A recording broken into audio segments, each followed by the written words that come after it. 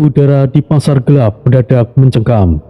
Suara hiruk-pikuk para pedagang yang menawarkan barang, tawaan iblis yang sedang berjudi, dan desisan para makhluk yang sedang bertransaksi seolah meredup ketika sekelompok iblis berbaju zirah hitam melangkah maju.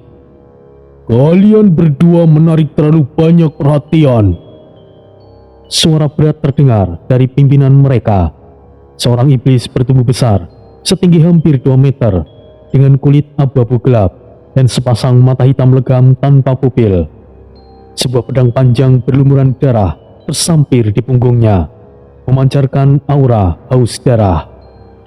Di belakangnya, 6 iblis lainnya berdiri berjajar, masing-masing memiliki senjata yang berbeda, dari kampak besar, tombak, hingga belati melengkung yang nampak mengeluarkan racun berwarna hijau. Lodi langsung merasakan hawa membunuh mereka.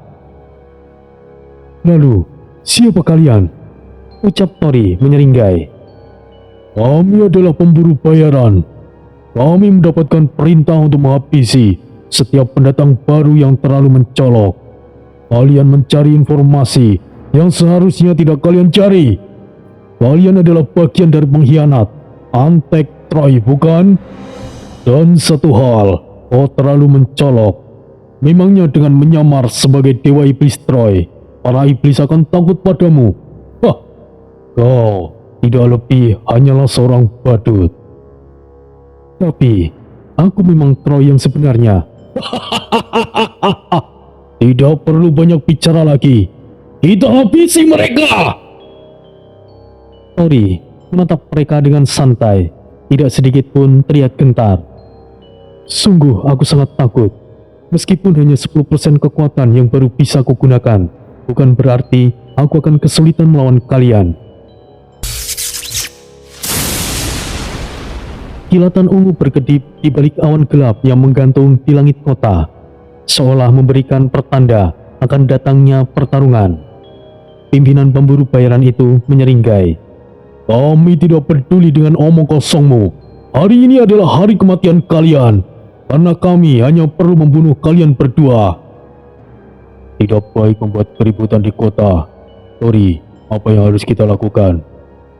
Tori mengangguk pelan, menyadari bahwa jika mereka bertarung di sana, pasukan penjaga mungkin akan ikut campur. "Baiklah, kalian ingin bertarung. Ayo kita lakukan di tempat lain, secara pribadi." Ia menunjuk ke arah luar kota, hutan kematian. Sebuah tempat di pinggiran kota yang dikenal sebagai tanah tidak bertuan, di mana makhluk-makhluk mengerikan hidup di antara pohon-pohon raksasa yang berduri. Para pemburu bayaran saling berpandangan sejenak, lalu pemimpinnya tertawa. "Kau pikir bisa melarikan diri? Janganlah bermimpi." "Ya, kami akan membunuhmu dimanapun kau berdiri, iblis bodoh." "Jika begitu, kejar kami." Tori menyeringai tipis lalu berbalik, melangkah dengan santai menuju hutan. Lodi mengikutinya dari belakang, sementara para pemburu bayaran juga mulai berjalan, seperti segerombolan serigala yang sedang memburu mangsanya. Begitu mereka sampai di dalam hutan, suara angin berdesis di antara pohon-pohon yang seperti tangan iblis mencakar langit. Di kejauhan, suara makhluk-makhluk yang tidak dikenal terdengar samar, tetapi mereka tetap bersembunyi di balik kegelapan. Tori akhirnya berhenti di tengah tanah berbatu, lalu menoleh ke belakang. "Sudah cukup jauh dari kota. Sekarang kita bisa bertarung tanpa gangguan." "Kau terlalu percaya diri. Terakhir kali aku bertarung di sini, mangsaku bahkan tidak sempat berteriak sebelum mati."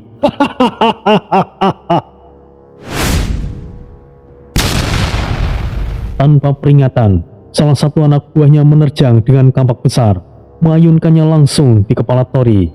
Namun, Tori hanya memiringkan sedikit kepalanya. Kampak itu hanyalah menebas udara kosong. Dan sebelum iblis itu sempat menarik kembali senjatanya, satu pukulan telak dari Tori menghantam perutnya, membuatnya terpental dan menghantam pohon besar hingga batangnya retak.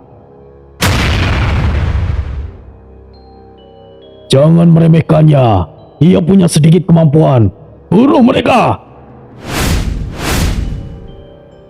Dalam hitungan detik, kelima iblis lainnya menerjang serentak dari berbagai arah. Tombak menusuk ke belakang, belati melengkung mencoba menggorok leher Tori. Tambak besar diayunkan dari samping. Tori bergerak cepat. Dengan sedikit gerakan yang mengelak, ia menghindari semua serangan itu dengan mudah, membuat para pemburu bayaran mulai frustasi. Tori kemudian menyambar pergelangan salah satu iblis yang membawa belati, lalu dengan sekali hentakan mematahkan tulangnya dalam sekejap.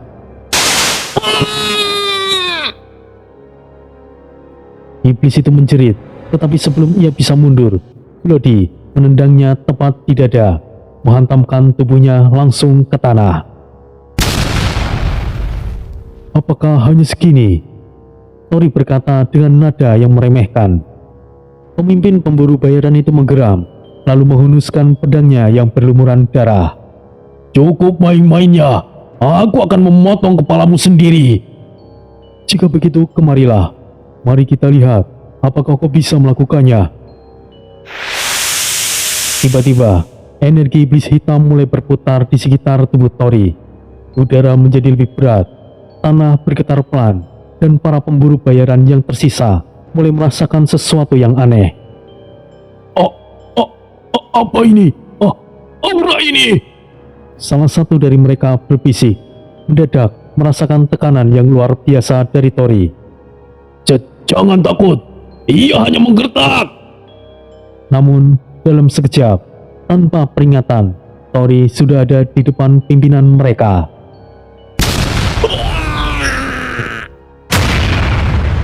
Dengan satu pukulan keras ke arah dada, tubuh besar pimpinan pemburu bayaran itu terlempar ke belakang sejauh 10 meter, menghancurkan beberapa pohon saat ia berguling-guling di tanah.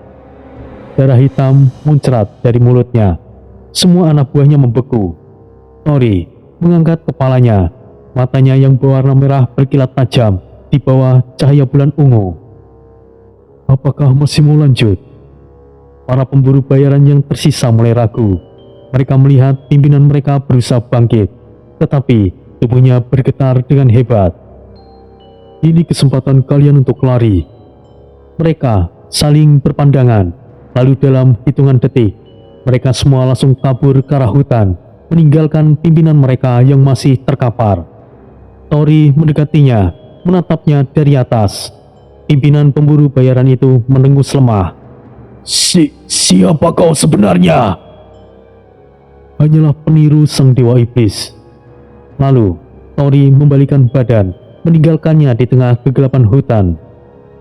Ayo Bloody, kita masih punya urusan dengan Farkas. Bagaimana dengannya? Kau tinggalkan begitu saja, Troy? Tori berhenti sejenak dan tersenyum mengerikan. Bukankah mereka tadi ingin membunuh kita? Tori menoleh, kemudian mengangkat dua jarinya.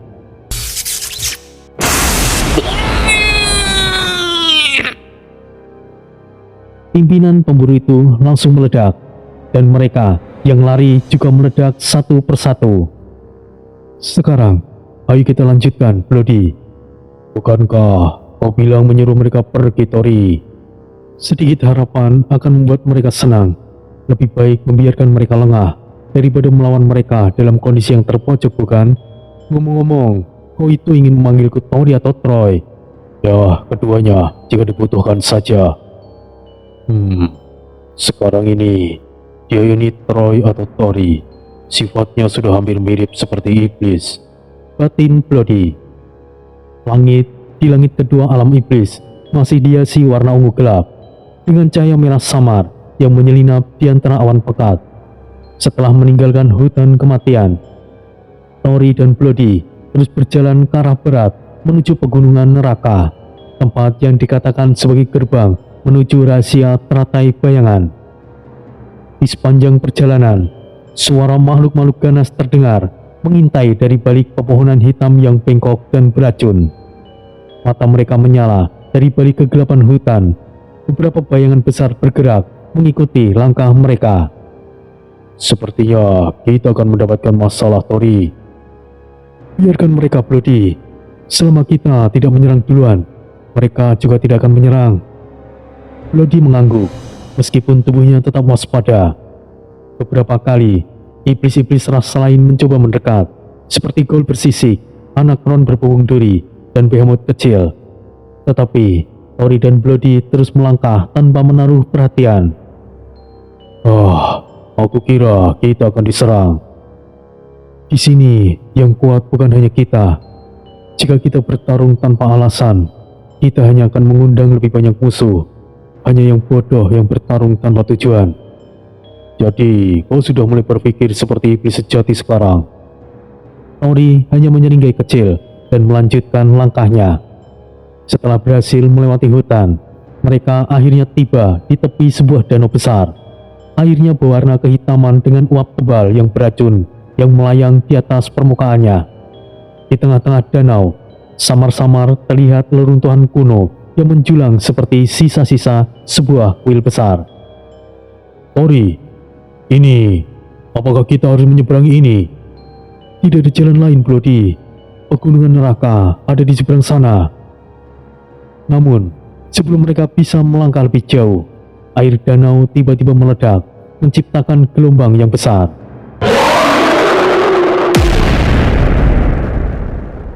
Dari dalam air muncul sosok iblis danau berukuran raksasa. Tubuhnya berlendir dengan kulit seperti belut raksasa, tetapi memiliki tangan bercakar panjang dan kepala menyerupai naga tanpa tanduk. Kalian tidak boleh melewati wilayahku.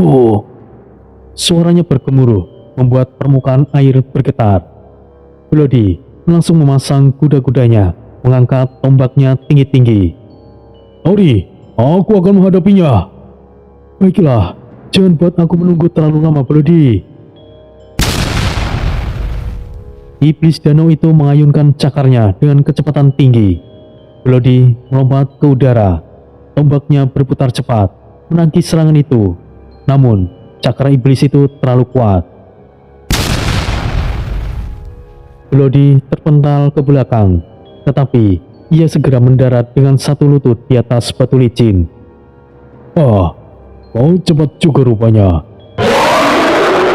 Iblis danau itu menyerang sekali lagi. Dan kali ini dari bawah air, sebuah tentakel berlendir muncul dari bawah danau, melilit kaki Bloody sebelum ia sempat menghindar. Sial! Dalam sekejap, Bloody ditarik ke dalam air. Air hitam yang beracun meresap ke dalam tubuhnya, membuatnya kesulitan untuk bernafas. Namun, Bloody menghentakkan tubuhnya dan mengaktifkan energi iblisnya. Tato iblis di dahinya bersinar merah tua. Lalu, ledakan energi melepaskannya dari tentakel itu. Bloody melesat ke udara, berputar di udara sambil mengayunkan tombaknya.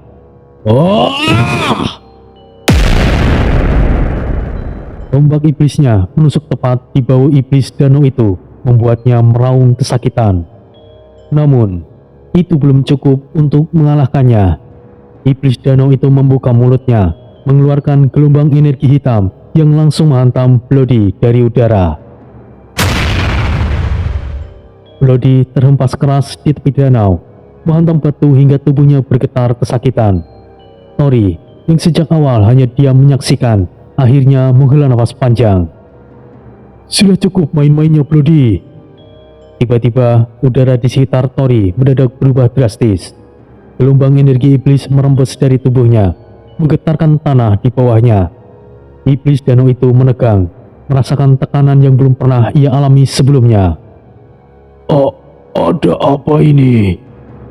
Aku akan memberimu dua pilihan. 1. Kau menyerah dan mengantarkan kami ke seberang.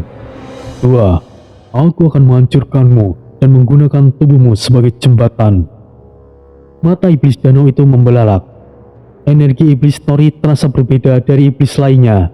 Itu bukanlah energi biasa. Itu adalah energi seorang penguasa sejati, seorang sang dewa iblis. Iblis danau itu menundukkan kepalanya dalam ketakutan. Aku bersedia mengantarkan kalian.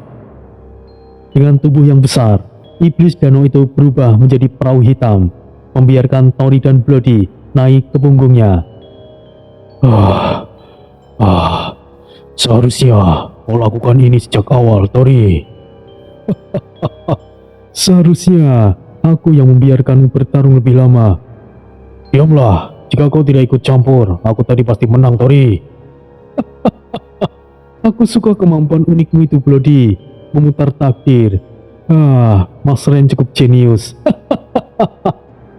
Sambil melaju di atas permukaan air hitam, mereka berbincang banyak hal tentang tujuan mereka ke pegunungan neraka, tentang rahasia teratai hitam, dan tentang keberadaan makhluk yang menguasai gunung itu. Dan akhirnya, setelah beberapa jam perjalanan, mereka tiba di lereng pegunungan neraka, gunung dengan api abadi yang menyala di puncaknya, dan di dalamnya tersembunyi rahasia teratai bayangan yang selama ini mereka cari. Angin panas berhembus, membawa aroma belerang dan bau dari puncak pegunungan neraka. Gunung-gunung itu tidak seperti pegunungan biasa. Puncaknya berapi, batuannya berwarna merah gelap, dan udara dipenuhi suara bisikan yang aneh. Tori dan Bloody menapakkan kaki di lereng yang penuh bebatuan tajam. Tanah di bawah mereka terasa berdenyut, seolah-olah gunung itu masih hidup. Tempat ini terasa sangat aneh, Tori. Ini bukanlah gunung biasa, Bloody. Ada sesuatu yang menjaga tempat ini. Kita harus tetap berhati-hati. Mereka melangkah lebih dalam, melalui celah bebatuan yang menyala merah. Di kejauhan, sebuah gerbang kuno menjulang tinggi. Di atasnya terdapat ukiran naga teratai hitam yang melingkar seperti api. Gerbang teratai bayangan. Namun, sebelum mereka bisa mendekat, Dua iblis tampan berjalan di pegunungan ini. Jarang sekali. Hei, tunggu, apa ini? Bloody tiba-tiba merasakan hawa aneh di sekeliling mereka.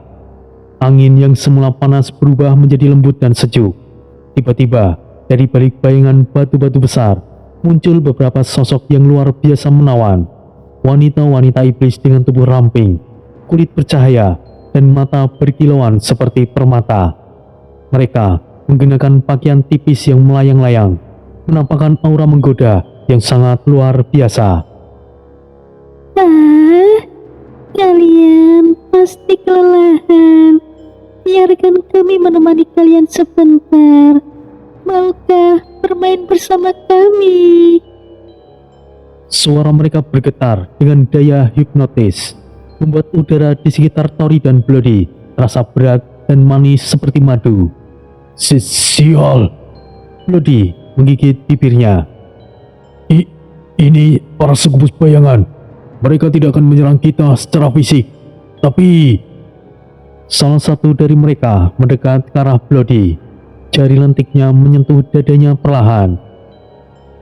Kau tampak lebih kuat. Kemarilah bermain bersama kami.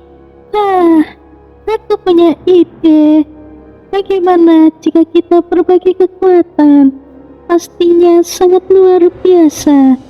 Kami pasti bisa memuaskanmu. Ayolah. Sekilas, Bloody terlihat terpikat. Tatapan matanya mulai goyah. Namun, dalam sekejap, gelombang energi yang kuat meledak dari tubuh Tori. Udara kembali menjadi panas, seperti bara api yang membakar. Para sukubus itu tersentak, mundur beberapa langkah. Tidak mungkin. Kekuatan ini. Salah satu dari mereka menatap Tori dengan ekspresi yang kaget. Lalu matanya melebar, seolah mengenali sesuatu. Tunggu. Kau bukanlah iblis biasa. Anda adalah dewa iblis. Benarkah ini Anda? Yang mulia Troy. Dalam sekejap, ekspresi mereka yang menggoda berubah menjadi ketakutan. Mereka langsung berlutut. Ampuni kami penguasa. Kami tidak tahu bahwa Anda... Tunggu. Hei, Tori, apakah mereka mengenalmu? Tentu saja, Bloody. Aku pernah memerintah dunia ini. Hanya saja, memang cukup sedikit saat ini yang mengenaliku. Salah satu suku Bush dengan rambut perak gemetar. Kami tidak tahu bahwa Anda telah kembali. Kami tidak bermaksud menyesatkan Anda. Cukup. Aku tidak akan mempermasalahkan hal itu. Bantu aku dan tunjukkan jalan menuju teratai bayangan. Para suku Bush itu saling bertatapan, lalu mengangguk. Baik Yang Mulia, ikuti kami. Kami akan menunjukkan jalannya. Saat mereka berjalan lebih dalam ke pegunungan, Bloody menoreh ke Tori dengan penuh penasaran. Jadi, mereka dulunya adalah bawahan Troy. Bukan hanya mereka, Bloody. Banyak iblis yang dulunya tunduk pada Troy.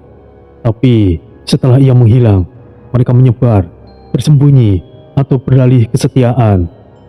Aku penasaran, ada berapa banyak lagi yang akan ketakutan melihat wajahmu saat mereka tahu. Ya, kita lihat saja nanti, Bloody. Untuk saat ini, kekuatanku tidak akan cukup untuk membuat mereka takut. Ya, setidaknya aku butuh pedang Dewa Iblis Troy agar aku bisa merasakan kekuatannya dengan sempurna. Mereka akhirnya sampai di depan pintu gerbang hitam besar yang dijaga oleh dua patung iblis bersayap. Di dalamnya terdapat cahaya redup berwarna keunguan, tempat di mana rahasia teratai bayangan bersembunyi. Dan kini, pintu itu mulai terbuka perlahan. Gerbang hitam yang menjulang tinggi itu terbuka perlahan, memperlihatkan sebuah dunia lain di dalamnya. Kabut ungu berputar di udara, memancarkan cahaya samar seperti bintang-bintang yang gelap. Di dalamnya, tanah berwarna hitam dengan akar-akar menjalar di permukaannya, seperti tangan-tangan yang ingin mencengkeram siapapun yang melangkah. Di tengah ruangan itu, berdiri sebuah kolam hitam pekat, di mana sekuntum bunga teratai hitam mengambang dengan elegan. Teratai bayangan. Tori dan Bloody mendekat. Namun, udara tiba-tiba bergetar. Dari dalam kegelapan, sosok makhluk perlahan muncul. Tinggi, tegap, mengenakan sirah hitam pekat dengan sulaman merah darah. Mata kuningnya bersinar dari balik helm bertanduk. Suaranya dalam dan bergema. Sungguh mengesankan. Seorang pengacau berhasil mencapai tempat ini. Siapa kau? Bloody bertanya dengan waspada. Iblis itu mengangkat pedangnya yang berwarna hitam keunguan. Aku adalah Rastal, penguasa bayangan, pemilik kota hitam ini. Tori menatapnya dengan ekspresi yang dingin. Kau berbicara seolah-olah ini wilayahmu sendiri. Dan kau berbicara seolah kau bisa mengalahkanku. Kau selalu arogan.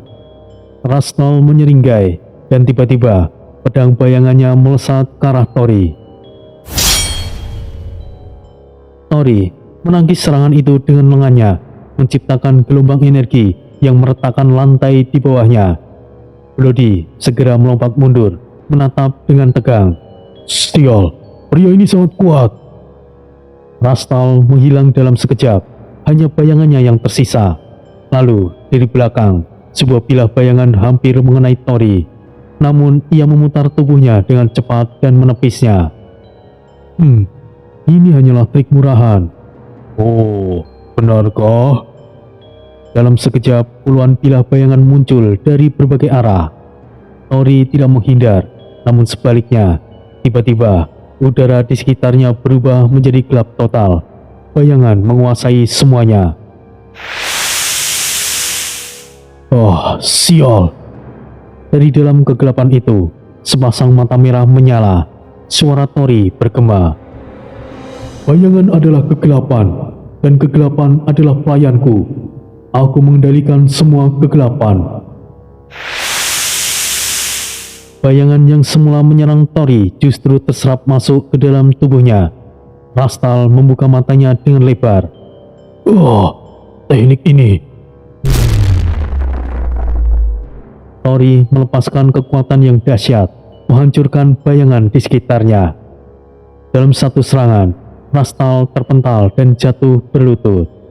Namun, alih-alih terlihat marah ataupun terluka, Rastal justru tersenyum.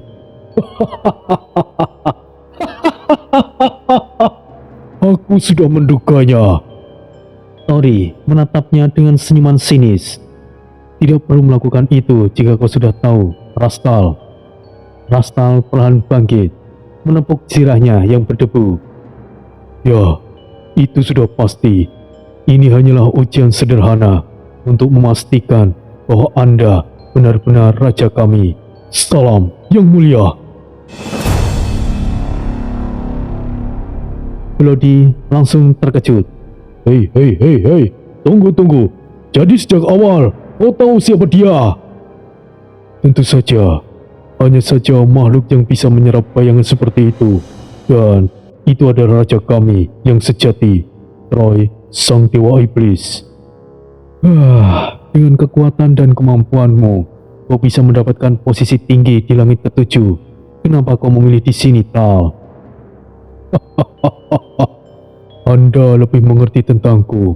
Aku tidak akan pernah mau tunduk kepada mereka, para penguasa yang hanya gila kekuasaan. Lalu, bagaimana dengan yang lainnya? Untuk saat ini, aku tidak tahu yang mulia. Semuanya berpencar. Ada yang masih berjuang dan gugur, dan yang bergabung dan lainnya lagi tidak diketahui. Kemudian, Rastal perlahan berlutut, menyilangkan pedangnya di dada dan berkata, Aku Rastal, penguasa bayangan bersumpah setia kembali kepada sang raja iblis yang sah. Perintahkan aku, dan aku akan menghancurkan siapapun yang menghalangi jalanmu, yang mulia. Para sekupus yang sebelumnya mengikuti Tori juga segera berlutut. Tubuh mereka gemetaran. Ampuni kami yang mulia. Kami telah melupakan keberadaanmu selama ini. Kami akan melayani kembali di bawah pancimu. Tori menatap mereka sejenak, lalu menghela nafas. Baiklah, aku menerima kesetiaan kalian kembali. Tapi ingat, ini bukan lagi masa lalu. Aku bukan lagi raja yang sama seperti dulu. Dan Anda bukan lagi hanya raja. Anda adalah dewa iblis yang lebih kuat dari sebelumnya. Tori hanya tersenyum tipis. Ia melangkah menuju kolam hitam, mengambil teratai bayangan yang perlahan bersinar di tangannya. Ini baru awal dari segalanya. Aku tidak akan membuat kesalahan itu lagi. Rastal, pergilah ke alam iblis di tingkat paling dasar. Dengan kemampuan bayanganmu, kau bisa membawa banyak pasukan, bukan? Ada beberapa sekutu di sana. Gunakan namaku Tori, dan mereka akan mempercayaimu. Tori, baiklah yang mulia. Yang mulia, bagaimana dengan kami? Ikutlah bersama Rastal. Untuk saat ini aku lebih leluasa untuk bergerak sendiri. Baik, dimengerti yang mulia. Aku sudah mendapatkan teratai bayangan. Sekarang langkah berikutnya adalah menara darah. Rastal menyilangkan tangan di dadanya. Ekspresinya tetap tenang, namun penuh pertimbangan. Tunggu yang mulia. Sebelum itu, ada sesuatu yang perlu Anda pikirkan. Oh, apa itu Rastal? Identitas Anda, tuanku. Apa maksudmu?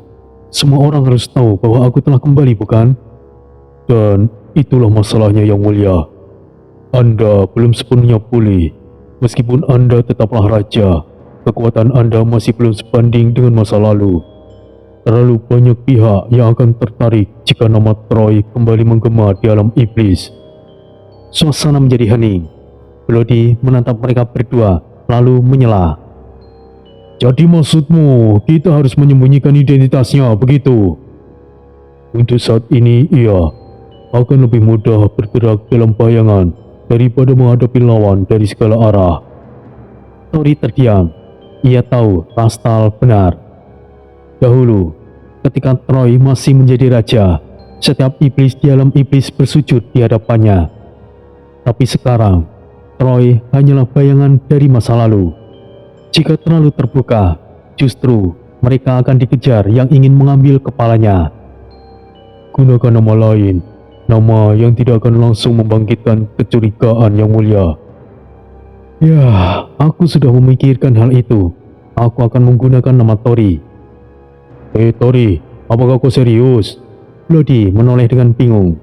Tori hanya menyeringai kecil. Ya, cukup dekat untuk tetap menjadi diriku, Bloody. Tapi cukup jauh dari Troy yang dikenal di alam iblis, bukan?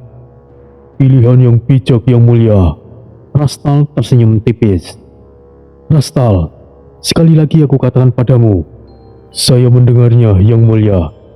Gunakan kekuatan bayanganmu untuk menyelinap ke alam iblis tingkat terendah.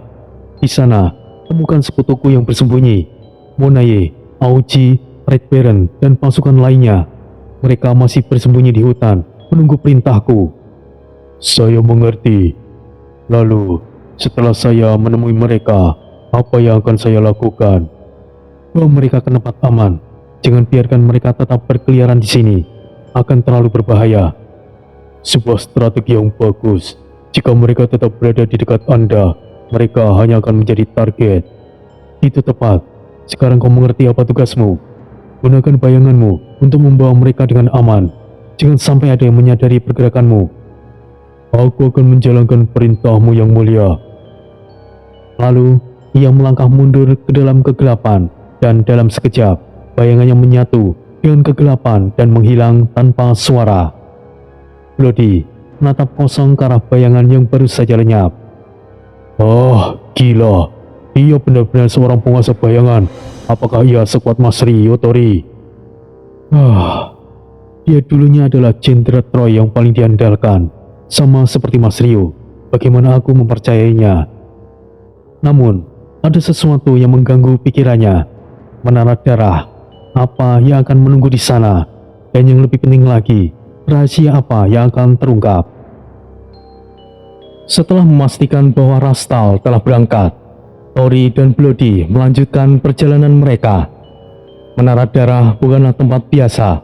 Itu adalah salah satu pusat kekuatan di alam iblis langit kedua. Sebuah menara hitam yang menjulang tinggi, dikelilingi oleh kabut merah dan sungai darah yang mengalir di dasarnya. Di sanalah tersembunyi salah satu rahasia terbesar tentang asal-usul Troy. Dan kali ini, ia akan mengungkapkannya. Pasar gelap masih diselimuti oleh kabut tipis dan suara bisikan para iblis yang bertransaksi dalam kegelapan. Cahaya lentera merah redup berayun pelan, memantulkan bayangan aneh di sepanjang lorong-lorong sempit. Di sebuah ruangan tersembunyi di bawah tanah, Tori dan Bloody berdiri di hadapan Farkas, informan misterius yang telah mereka temui sebelumnya. Di atas meja kayu tua, sebuah bunga hitam keunguan berkelip dengan samar, teratai bayangan. Farkas menatapnya dengan penuh ketertarikan. Jemarinya yang kurus menyentuh kelopak bunga itu dengan lembut. Indah, indah dan sangat langka. Ia mendekatkan wajahnya, menghirup aroma samar dari bunga tersebut. Aku tidak tahu bagaimana kalian menemukannya begitu cepat, tapi kalian benar-benar luar biasa. Tori menyilangkan tangan. Kami bukan orang yang suka menunda urusan. Cepatlah. Itu sudah jelas. Farkan mengambil sebuah gulungan perkamen tua dari dalam laci yang tersembunyi. Gulungan itu berwarna kehitaman, seperti telah terpapar darah dan kegelapan selama bertahun-tahun. Ia meletakkannya di atas meja. Ini peta yang telah aku janjikan. Tori mengambilnya dan membukanya perlahan. Garis-garis merah tua membentuk jalur rumit di dalam menara darah. Ada lorong-lorong tersembunyi. Ada ruang rahasia. Ada jalur alternatif yang tidak banyak diketahui iblis biasa. Bloody mendekat, matanya menyipit. Ini akan sangat membantu Tori. Farkas kemudian mengangguk, lalu menatap Tori dengan serius. Dengarkan baik-baik. Peta ini bukan jaminan keselamatan. Menara darah adalah tempat yang selalu berubah. Jalan-jalan bisa tertutup. Perangkap bisa muncul di tempat yang tidak terduga. Dan yang lebih berbahaya, ada makhluk-makhluk di dalamnya yang tidak terpengaruh oleh aturan dunia ini. Tori menutup peta itu perlahan. Ya, aku paham. Baiklah, jika begitu, Aku sudah menempati bagianku. Ia kemudian meraih teratai bayangan dan menyimpannya dalam botol kristal. Semoga kalian beruntung, atau setidaknya tidak mati terlalu cepat. Jangan khawatir, aku tidak akan mati di tempat seperti itu. Lalu, tanpa banyak bicara, mereka berbalik dan melangkah keluar dari tempat tersebut. Udara di luar pasar gelap terasa lebih dingin dibanding sebelumnya. Kabut tebal masih melayang di antara gedung-gedung tinggi yang reot. Sementara, suara-suara aneh terdengar dari sudut-sudut yang gelap. Tori dan Bloody berjalan melewati jalan berliku, mengikuti jalur yang tertulis di peta. Mereka harus berhati-hati. Di tempat seperti itu, terlalu banyak mata yang mengawasi. Namun, sejauh ini, perjalanan mereka relatif tenang, terlalu tenang. Bloody akhirnya angkat bicara. "Oh, tidak merasa ada yang aneh, Tori?" "Ya, seharusnya kita sudah dihadang sejak tadi." Biasanya, para pemburu bayaran, pencuri, atau bahkan iblis-iblis liar akan mencoba menyerang begitu mereka keluar dari pasar gelap. Tapi kali itu, tidak ada apapun. Seolah-olah sesuatu atau seseorang sedang memastikan perjalanan mereka tetap lancar. Bloody mengusap dagunya. "Tori, jangan bilang ada pihak yang diam-diam melindungi kita." Tori tidak menjawab, tapi dalam hatinya ia tahu itu bukanlah tidak mungkin. Namun siapa? Apakah itu Rastal? Atau seseorang dari masa lalunya yang masih setia menunggu kehadiran Troy? Pikiran itu masih mengganggunya saat mereka berjalan melewati reruntuhan tua yang tertutup oleh akar-akar hitam. Lalu, mereka tiba di sebuah persimpangan. Jalan bercabang menjadi 3 arah. Di sebelah kiri, sebuah gua gelap yang berbau busuk. Di tengah, jalan berbatu yang menuju ke lembah berkabut. Di sebelah kanannya, sebuah jembatan tua yang terlihat rapuh. Tori membuka peta dan memeriksanya dengan cermat. "Kita harus mengambil jalan yang tengah." "Baik, ayo kita lanjutkan, Tori." Mereka melangkah maju, memasuki lembah yang dipenuhi kabut yang tebal. Namun, saat mereka melangkah lebih jauh, suasana mulai berubah. Udara di dalam lembah terasa lebih berat. Kabut yang menyelimuti mereka bergerak seperti makhluk hidup, berputar-putar di sekitar kaki mereka. Lalu terdengar bisikan. Troy, kau kembali. Kau milik kami. Bloody menghentikan langkahnya, matanya berkilat tajam. "Tori, kau dengar itu?" "Ya, ini adalah panggilan dari makhluk penggoda." "Makhluk penggoda katamu? Sialan, suaranya sangat menyeramkan." Makhluk-makhluk iblis yang bisa membaca kenangan dan memainkan emosi korbannya. Jika mereka tidak hati-hati, mereka bisa kehilangan arah dan bahkan kehilangan jati diri mereka. Dari dalam kabut, siluet-siluet mulai muncul. Sosok perempuan dengan tubuh yang indah, mata berkilauan seperti permata. Sosok pria tinggi dengan senyuman menggoda, mengulurkan tangan. Sosok-sosok lain nampak seperti akrab. Wajah-wajah dari masa lalu. Bloody langsung bergidik. "Gila, mereka bisa berubah menjadi apa saja." "Jangan percaya apapun yang kau lihat, Bloody." Salah satu makhluk itu melangkah maju. Sosok seorang wanita dengan rambut panjang berwarna perak, mengenakan gaun hitam yang nampak berkibar tanpa angin. Ia tersenyum dengan lembut, matanya bersinar penuh pesona. Troy, kau sudah lama pergi. Mengapa kau meninggalkan kami? Tori menatapnya tanpa ekspresi. Ia mengenali wajah itu.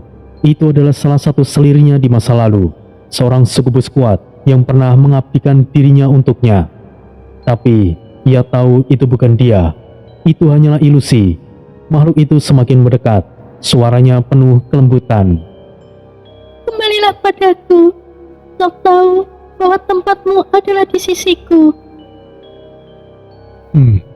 Sangat lucu. Kau pikir aku masih mudah terpengaruh oleh trik seperti ini? Lalu, dalam sekejap, Tori mengangkat tangannya dan menjentikan jarinya. Lenyaplah. Dalam satu kedipan mata, kabut itu berkecamuk liar. Makhluk-makhluk penggoda itu menjerit. Tubuh mereka terdistorsi sebelum akhirnya meleleh menjadi bayangan hitam pekat. Dalam hitungan detik semuanya menghilang. Bloody berkedip beberapa kali. "Tori, kau benar-benar menghancurkannya dalam sekejap." Ya, makhluk seperti itu tidak ada gunanya di hadapan sosok seperti Troy. Ia melangkah maju, melewati sisa-sisa bayangan yang masih bergetar di tanah. Dan semakin dekat mereka ke menara darah, semakin banyak rahasia yang akan terungkap.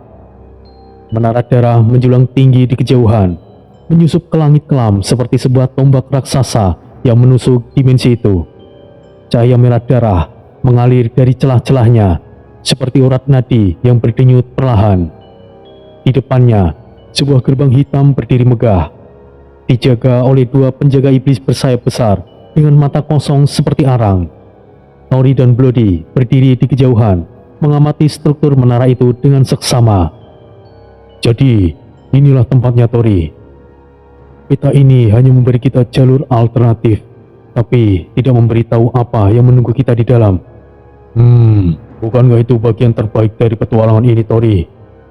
Tori tidak menjawab. Di dalam menara itu, ia berharap menemukan pedang iblis milik Troy.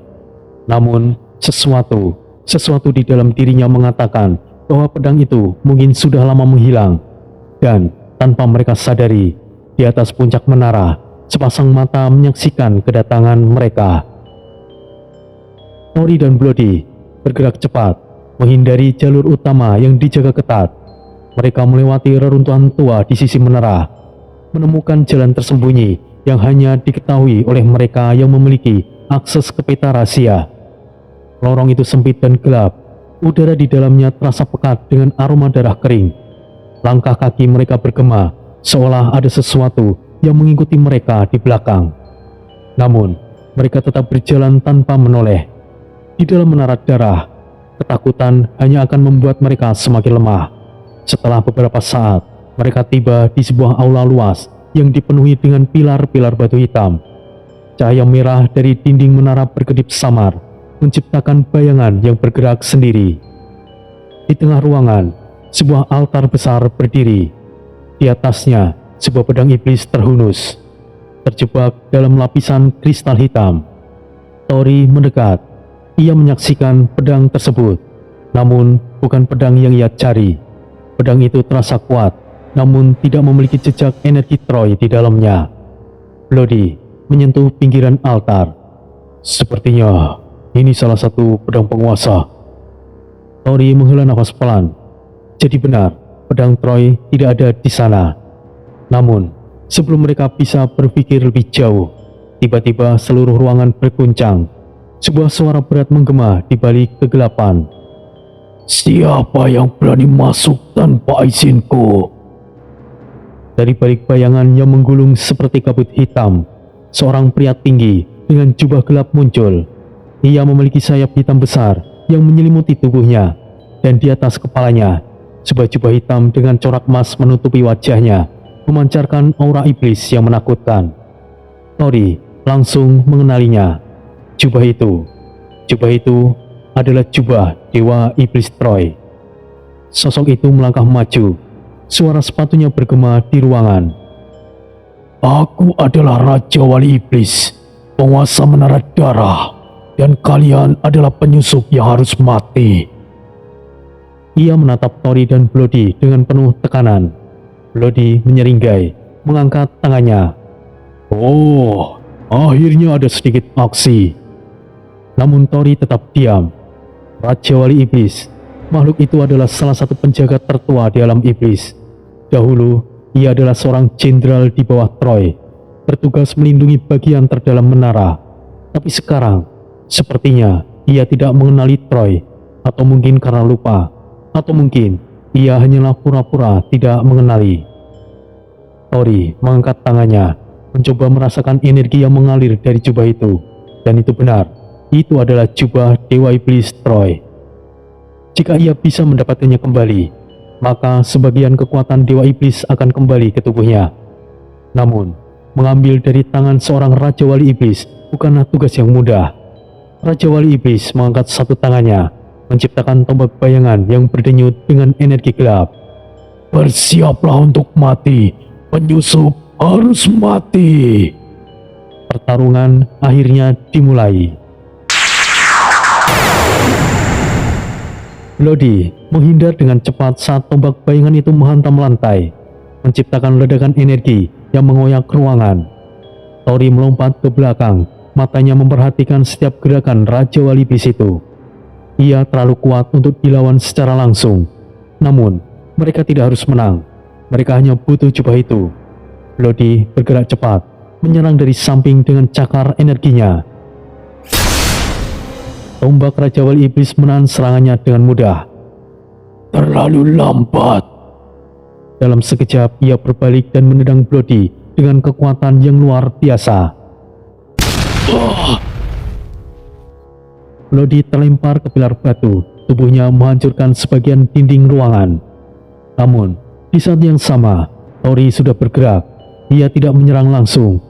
Sebaliknya, ia memanfaatkan bayangan, menggunakan kemampuan bayangan yang ia pelajari atau ia serap sebelumnya dari Rastal. Ia menyelinap di balik gelapnya ruangan. Kau mungkin bisa melihat segalanya, tapi bayangan tetap akan menelanmu. Bayangan di belakang Raja Wali Iblis bergerak, dan dalam satu kedipan mata, Tori sudah berada di belakangnya. Tangannya mencengkeram bagian belakang jubah itu. Apa ini? Jubah ini adalah milikku. Tori berbisik di telinganya. Lalu, Tori menarik jubah itu dengan kekuatan penuh, menciptakan pusaran energi yang membuat ruangan bergetar. Jubah itu melayang, terlepas dari tubuh Raja Wali Iblis, dan sebelum ia bisa bereaksi, Tori sudah memakainya. Begitu jubah itu menyelimuti tubuhnya, sesuatu dalam diri Tori berubah. Energi mengalir dengan deras. Aura gelap yang mendalam menyelimuti tubuhnya, sementara corak emas di jubah itu berpendar dengan sinar yang menggetarkan dimensi. Jubah itu mengenali pemiliknya. Tori bukan lagi hanya seorang petualang. Dia adalah dewa iblis yang kembali untuk merebut tahtanya. Bocah, dengan jubah ini kau bisa menggunakan kekuatanku lebih dari 15%. Tapi perlu kau tahu, Raja Wali Iblis adalah salah satu jenderalku dahulunya. Aku pernah mati di tangannya saat aku kembali reinkarnasi. Jangan berikan dia ampun. Bunuh dia jika ada kesempatan. Tori hanya mengangguk. Raja Wali Iblis mundur beberapa langkah. Matanya melebar dalam keterkejutan. Tidak mungkin. Tori menatapnya. Mata emasnya bersinar di balik bayangan. Sudah lama bukan, Raja Wali? Raja Wali Iblis menelan ludahnya. Ia tahu siapa yang berdiri di hadapannya sekarang. Namun, apakah ia masih setia? Jubah Dewa Iblis kini telah kembali kepada Tori. Aura gelap yang mengalir darinya terasa menggetarkan ruangan, seolah-olah menara itu sendiri mengakui kehadiran pemilik sejatinya. Namun, tidak ada tanda-tanda bahwa Raja Iblis masih menunjukkan kesetiaan. Ia hanya berdiri di sana, diam, mata yang tajam menatap Tori dengan ekspresi yang sulit ditebak. Kau tidak berlutut. Apakah aku harus berlutut? Kau adalah pengikutku dahulu. Kau seharusnya tahu jawabannya. Dulu mungkin iya, tapi dunia sudah berubah. Aku hanya melayani yang kuat, dan aku tidak lagi seorang jenderal di bawah seorang raja, karena sekarang aku adalah seorang raja. Tiba-tiba, segel bayangan muncul di lantai, mengunci pergerakan Tori dan Bloody. Sial, Tori! Bloody melompat ke belakang, mencoba menghindar, tapi sesuatu menghantamnya dari belakang. Sebuah rantai energi gelap melilit tubuhnya. Tori mencoba melepaskan diri, tapi segel bayangan itu berbeda dari yang biasa ia temui. Dari dalam kegelapan, puluhan sosok bermantel muncul, melangkah maju dengan mata merah yang berkilat dalam gelap. Pembunuh bayangan, para eksekutor dari langit kedua. Tori mulai mengerti, selama ini pembunuh bayangan yang mengincarnya sebelumnya bukanlah orang biasa. Mereka adalah orang-orang yang bekerja untuk Raja Wali Iblis. Siapapun yang mencari keberadaan pedang iblis Troy harus mati.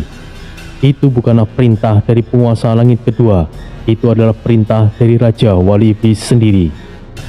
Tori mengamati Raja Wali Iblis dengan tajam. Jadi, kau memang sudah sejauh ini mengkhianatiku. Jika aku tetap setia padamu, aku tidak akan berada di posisi ini. Kau hanyalah masa lalu, bukanlah siapa-siapa lagi. Kesetiaan adalah omong kosong. Alam langit kedua adalah tempat para pemburu kekuasaan. Tidak, tapi seluruh alam iblis langit. Hanya yang paling kuat yang bisa bertahan. Dan aku adalah yang terkuat di sini. Itulah sebabnya aku tidak bisa membiarkanmu hidup. Karena jika kau masih hidup, maka aku akan selalu menjadi bayanganmu. Dan aku sudah muak hidup dalam bayangan Dewa Iblis Troy. Untuk apa? Jika aku bisa menjadi Dewa Iblis di kemudian hari, kenapa usahaku harus untukmu? Kau tahu, lebih dari 7 kali kau mati saat reinkarnasi. Semua itu aku yang melakukannya. Dan kali ini pun kau akan mati di tanganku. Hanya saja, kali ini aku cukup terkejut kau bisa sampai sejauh ini. Sekarang, bunuh mereka! Dalam sekejap, puluhan pembunuh bayangan menyerang dari berbagai arah. Tori menunduk, menghindari 2 bilah belati yang hampir menembus lehernya. Dengan satu gerakan, ia menggunakan bayangannya untuk menciptakan tombak hitam dan menebas 3 pembunuh sekaligus. Bloody mengerahkan kekuatan brutalnya, merobek segel bayangan dengan energi merah yang meledak dari tubuhnya. Namun, jumlah musuh terlalu banyak. Setiap kali mereka membunuh 1, 3 lainnya muncul dari kegelapan. Raja Wali Iblis tidak ikut bertarung. Dia hanya berdiri, menonton dengan tangan bersedekap. Bagaimana rasanya dikhianati Dewa Iblis? Tori hanya terdiam. Ia tidak marah. Ia sama sekali tidak terkejut. Dia hanya kecewa. Kecewa karena dirinya harus mati di tangan Troy. Kau menganggap dirimu raja, tapi kau hanyalah seorang pengecut yang bersembunyi di balik pasukanmu. Asal kau tahu, kali ini berbeda. Kau masih belum paham. Di langit kedua ini tidak ada yang namanya kesetiaan. Yang ada hanyalah kekuatan dan kesempatan. Tori terdiam sejenak. Lalu ia tersenyum dengan tipis. Oh, jika memang begitu, aku akan mengajarkanmu apa arti kekuatan yang sesungguhnya. Tiba-tiba, sebuah ledakan energi meledak dari tubuh Tori. Jubah Dewa Iblis yang kini dikenakannya bereaksi. Corak emas di jubah itu mulai berpendar terang, memancarkan energi yang mengguncang seluruh ruangan. Para pemburu bayangan yang ada di sekitarnya terdorong ke belakang. Tubuh mereka meleleh hanya dengan mendekat. Bahkan, Bloody harus mundur beberapa langkah. Raja Wali Iblis merasakan sesuatu yang tidak ia duga. Aura itu bukan hanya milik Dewa Iblis Troy. Aura itu jauh lebih dalam, lebih berbahaya, dan jauh lebih mengancam.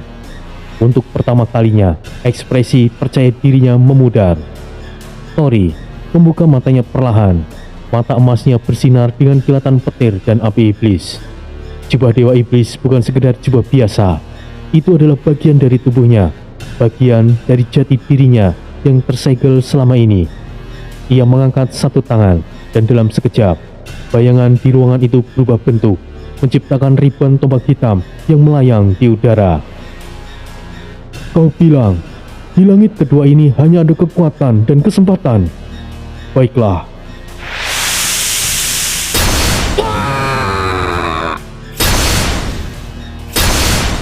Ribuan tombak bayangan itu menghujam para pembunuh yang tersisa dalam sekejap. Aku akan memberimu kesempatan untuk bertahan hidup. Jika kau masih bisa berdiri setelah ini, maka aku akan mengakui kekuatanmu. Raja Wali Iblis menggertakkan giginya. Ia tahu, jika ia tidak melakukan sesuatu sekarang, ia pasti akan mati. Namun, sebelum ia bisa bergerak, Tori sudah ada di hadapannya. Kau salah jika mengira bisa menjadi seorang dewa iblis. Asal kau tahu, kesempatanmu menjadi jenderal di bawahku bukan karena aku menilai dari kemampuanmu, karena itu adalah kehendakku. Tori menghantam Raja Wali Iblis dengan satu pukulan ke dada. Pengirimnya menabrak pilar batu dan menghancurkan sebagian besar ruangan. Darah hitam menyembur dari mulut sang Raja Wali Iblis. Ia jatuh tertunduk, tubuhnya gemetar. Ia tidak bisa percaya, Dewa Iblis benar-benar telah kembali. Tori berdiri di depan Raja Wali Iblis yang terkapar, menatapnya dengan mata yang dingin. Bloody mendekat, bersiap untuk menghabisinya. Apa yang akan kau lakukan sekarang, Tori? Tori tidak menjawab. Ia hanya menatap sosok yang dulu adalah jenderalnya.